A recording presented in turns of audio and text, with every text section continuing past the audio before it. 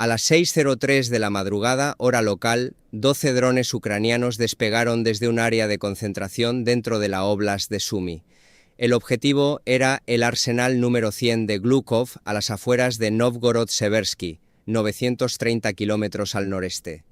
Era el ataque más ambicioso jamás intentado contra un depósito de municiones ruso. Pero primero había que activar una trampa. Un operador de radar ruso en un puesto en Briansk captó los primeros contactos a las 6:21. Señales débiles en el límite de su cobertura, fortaleciéndose a medida que avanzaban hacia el este. Contó 12 firmas, quizás 13. Cada una de ellas producía una sección transversal de radar consistente con un misil de crucero. El tipo de lectura que te hace incorporarte de golpe a las 6 de la mañana. Marcó las trayectorias y pasó los datos hacia arriba. 3 minutos después, esa información apareció en la pantalla de un comandante de batería Buk M2, ubicado 70 kilómetros al norte. Un hombre que estaba a punto de gastar $4.8 millones en misiles para derribar $33.000 en plástico y espuma. Estudió lo que mostraba su pantalla. 12 contactos confirmados, moviéndose al noreste a 160 kilómetros por hora. Altitud estable entre 600 y 900 metros. Perfiles de vuelo siguiendo el terreno. Espaciado controlado entre cada contacto. Los retornos de radar sugerían que cada objeto pesaba entre 400 y 500 kilogramos. Distancia actual, 58 kilómetros. A esa velocidad, los contactos entrarían en su radio de acción de 50 kilómetros en aproximadamente 4 minutos, y fue entonces cuando la trampa se cerró. Su Buk tenía 4 misiles listos en los rieles. La matemática era brutal y simple. 4 misiles, 12 contactos. Tiempo de recarga, 6 a 8 minutos. Estos contactos cruzarían su posición en aproximadamente 4 minutos. Tenía un solo cargador para detener un enjambre que triplicaba su munición disponible. ¿Eran misiles de crucero? ¿Eran señuelos? ¿Algún sistema ucraniano nuevo que nunca había visto? No había forma de saberlo, pero se dirigían más adentro del territorio ruso, y ningún comandante asciende de rango por dejar pasar amenazas no identificadas mientras espera respuestas. Tomó la única decisión que cualquier oficial competente habría tomado. A las 6:27 ordenó el primer lanzamiento. 2 misiles rugieron desde los rieles, acelerando hasta 3 veces la velocidad del sonido mientras ascendían hacia las coordenadas de intercepción. El radar de control de fuego mantuvo el bloqueo sobre los contactos principales, enviando correcciones de curso mientras los misiles se acercaban a casi 1 kilómetro por segundo. 38 segundos para la intercepción. 30, 20. La primera ojiva detonó a las 6:28. Un destello iluminó el cielo sobre Briansk, mientras 12.000 fragmentos de acero atravesaban un señuelo de plástico de 8.9 kilogramos. El retorno de radar desapareció. El comandante de la batería registró una intercepción exitosa, completamente ignorante de que acababa de gastar suficiente dinero para comprar un apartamento de lujo, destruyendo algo que cuesta menos que una bicicleta. Ordenó el segundo lanzamiento a las 6:31. 2 misiles más. 2 intercepciones más. 2 contactos más eliminados de su pantalla. Su Buk estaba vacío. 4 misiles consumidos en 4 minutos. El vehículo de recarga se acercó. Los hidráulicos silbaron. Los contenedores de misiles se deslizaron a su posición, mínimo 6 minutos antes de poder disparar de nuevo. Los 8 contactos restantes cruzarían su posición en 5. Reportó el enfrentamiento hacia arriba, orgulloso de su tasa perfecta de intercepción. Lo que no sabía, porque no tenía manera de saberlo, era que acababa de ser engañado.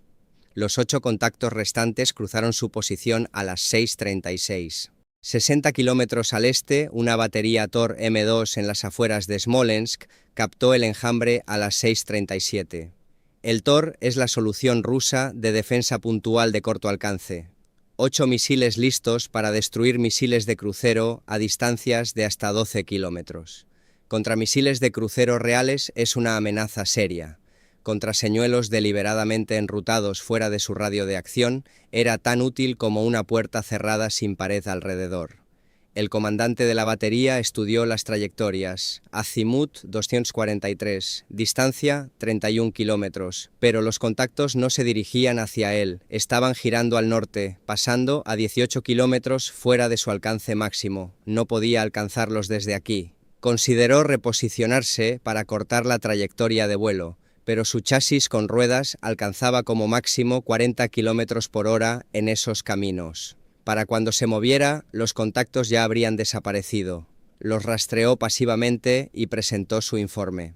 A las 6:38, una batería S-300, ubicada a 120 kilómetros al este de Smolensk, comenzó a rastrear el mismo enjambre.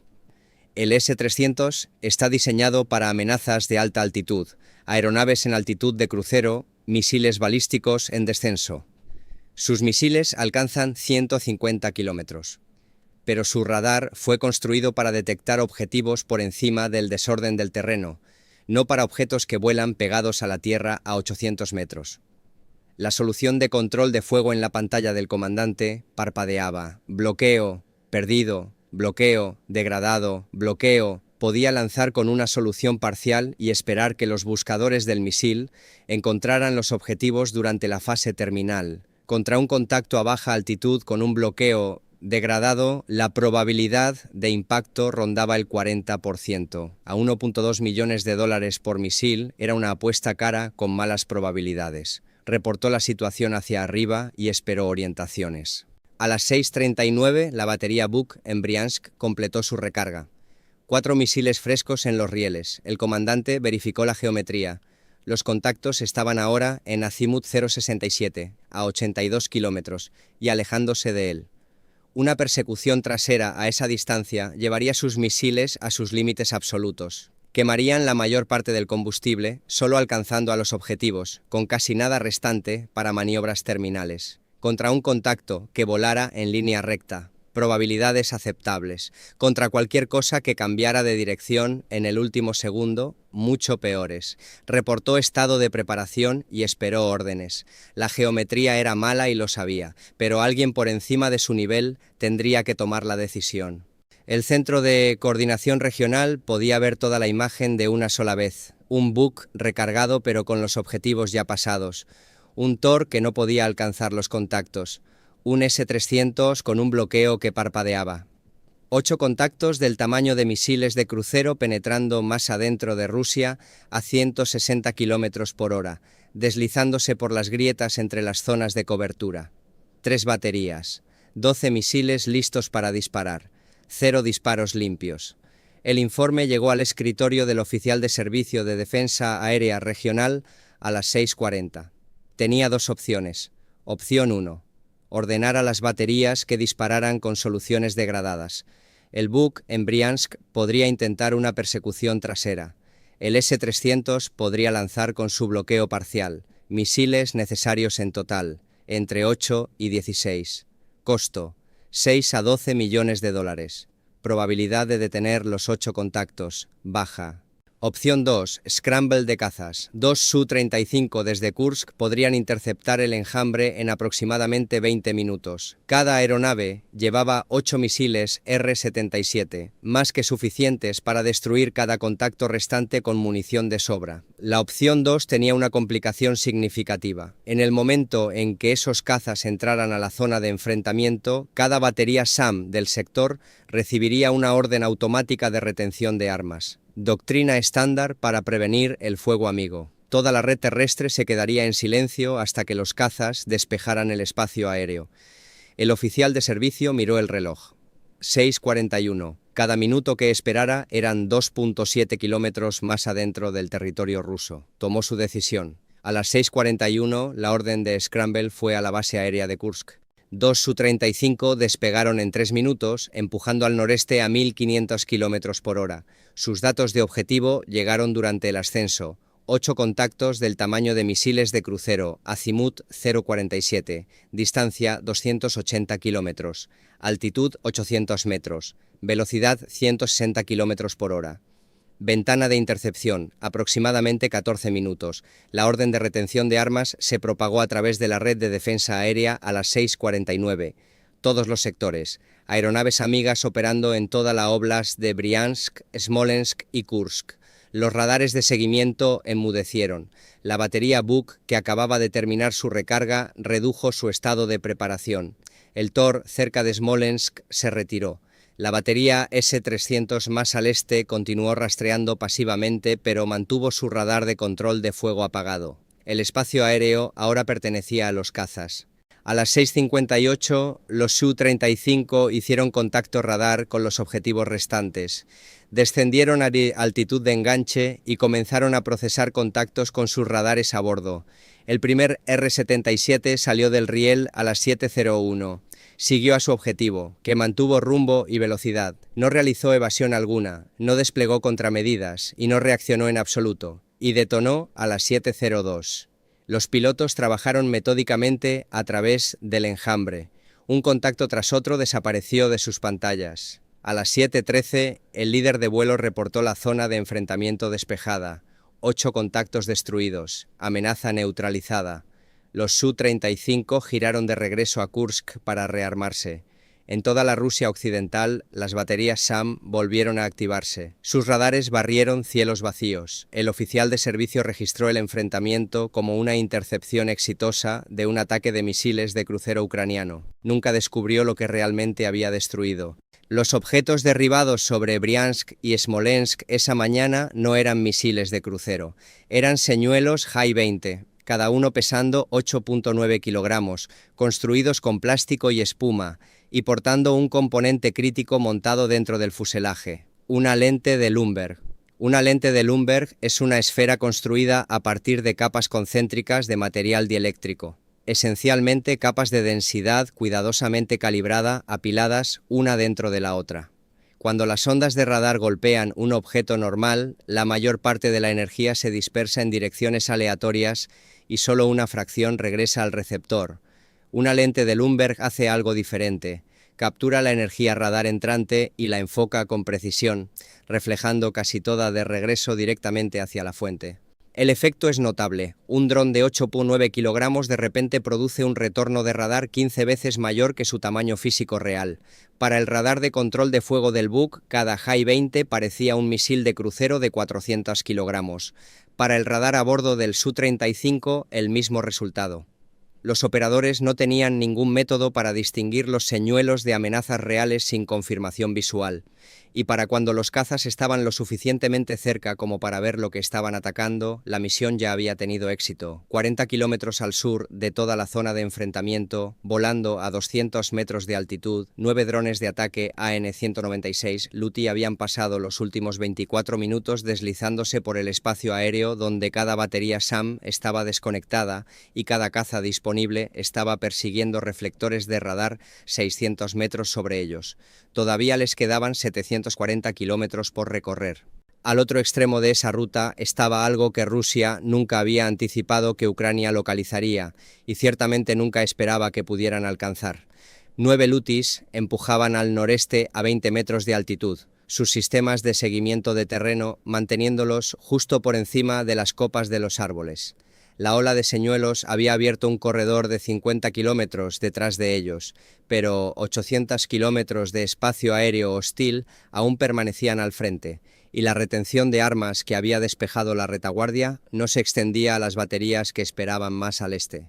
A las 8:47, el primer Luty encontró problemas. El dron había estado deslizándose entre dos zonas de cobertura de radar al este de Tula, cuando su sistema de navegación Skynote encontró una discrepancia. El terreno debajo no coincidía con las imágenes satelitales almacenadas en su memoria. Lo que debería haber sido tierra de cultivo abierta se había convertido en un embalse parcialmente congelado. El nivel del agua había subido 3 metros desde que se capturaron las imágenes, alterando la geometría de la orilla que el sistema usaba para fijar su posición. La computadora de vuelo intentó reconciliar la discrepancia, cruzó referencias de características circundantes, buscando puntos de referencia reconocibles. Encontró una intersección de carretera 2 kilómetros al norte que coincidía con sus mapas almacenados y corrigió el rumbo. Pero la ventana de corrección de 47 segundos había empujado al dron 800 metros fuera de su ruta planificada, directamente dentro del cono de detección de una batería Tor que guardaba un cruce ferroviario en las afueras de Tula. La tripulación del Tor tuvo 8 segundos desde la detección hasta el lanzamiento. Usaron 4.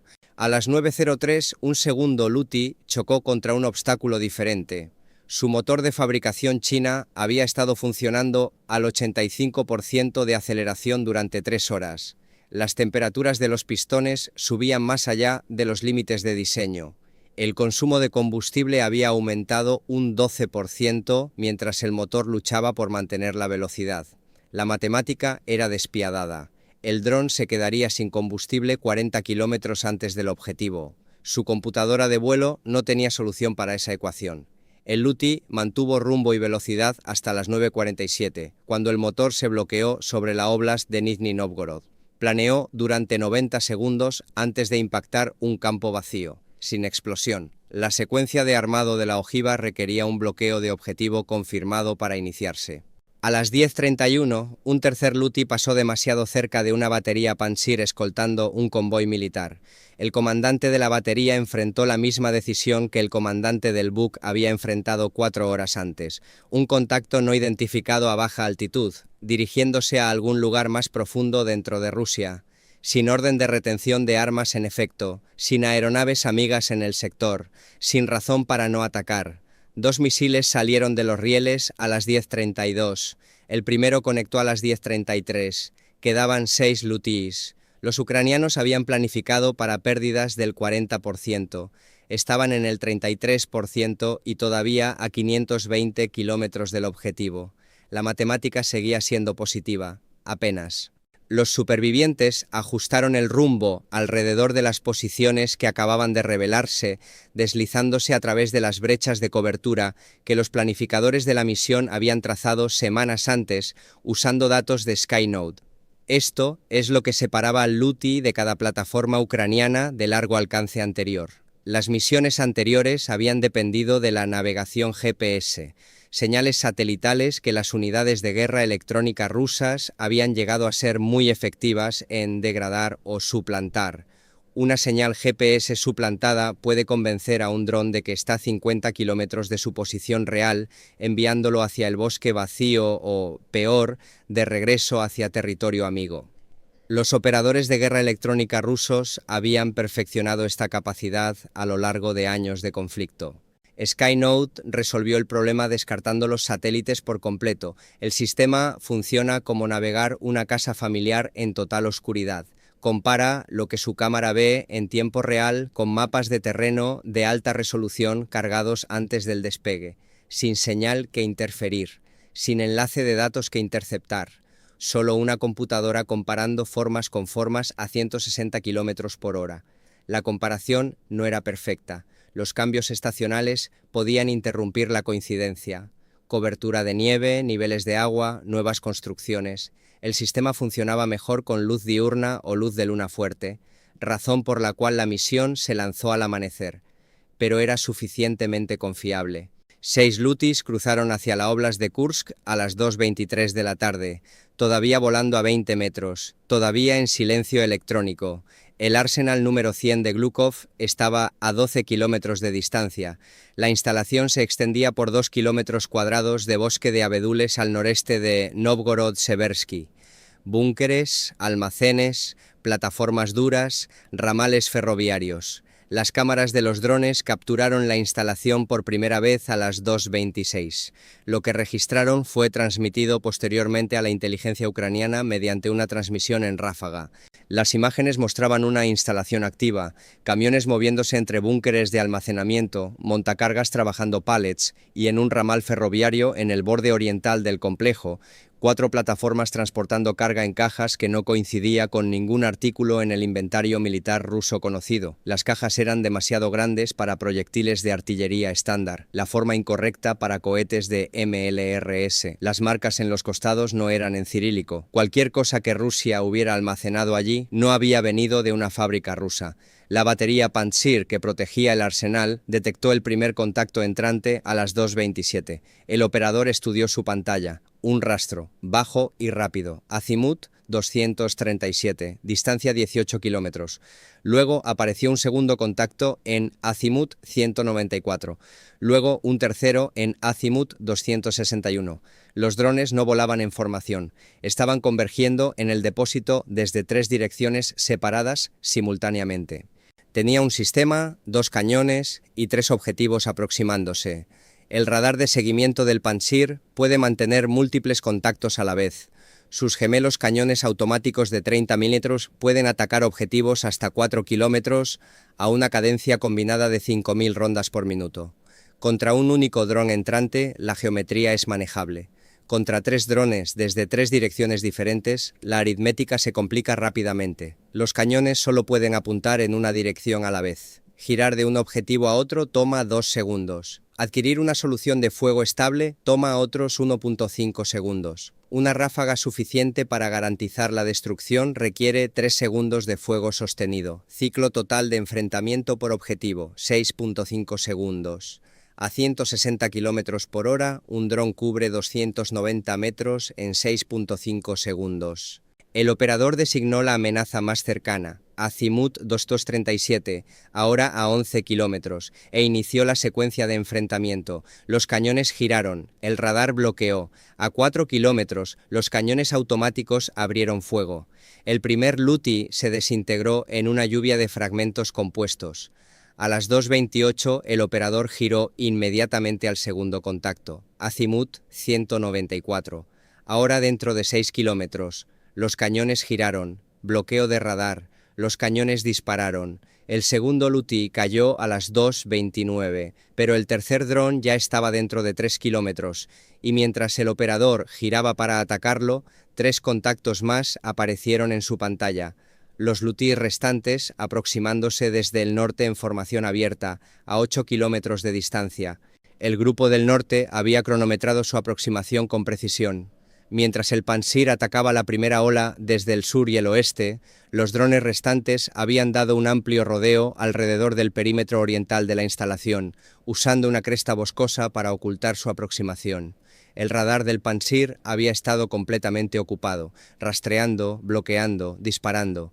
Para cuando el operador despejó el tercer contacto y barrió hacia el norte, la segunda ola ya estaba dentro de 8 kilómetros y todavía aproximándose. Tenía 6 segundos para atacar el contacto septentrional más cercano. Ese grupo cubriría 3 kilómetros en ese tiempo. Los cañones automáticos encontraron el tercer Luti a 2.1 kilómetros. La ráfaga atravesó su trayectoria de vuelo. Los fragmentos golpearon. El dron se tambaleó pero continuó volando. Su ojiva ya estaba armada. A las 2:30, el primer Luti golpeó un búnker de almacenamiento en la sección sur del complejo. La ojiva de carga, conformada de 75 kilogramos, detonó al impacto, perforando el techo de concreto del búnker. Por una fracción de segundo, nada. Luego, el contenido del búnker, proyectiles de artillería apilados del piso al techo, comenzaron a detonarse en cadena. El segundo impacto llegó 4 segundos después. Sección norte. Un almacén lleno de cohetes en cajas. El tercer impacto golpeó una plataforma dura donde los camiones habían estado cargando munición 20 minutos antes.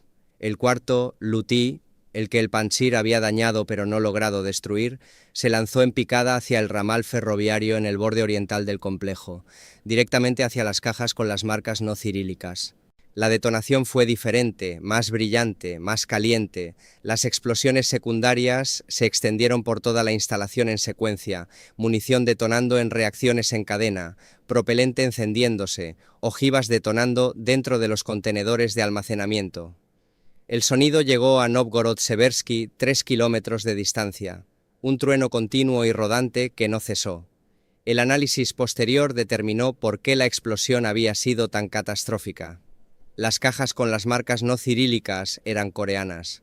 Contenían misiles balísticos KN-23, la contraparte norcoreana del Iskander. Armas que Rusia no podía fabricar domésticamente, enviadas 6.000 kilómetros a través del continente asiático hasta un depósito que estaban seguros de que Ucrania nunca alcanzaría. Estaban equivocados.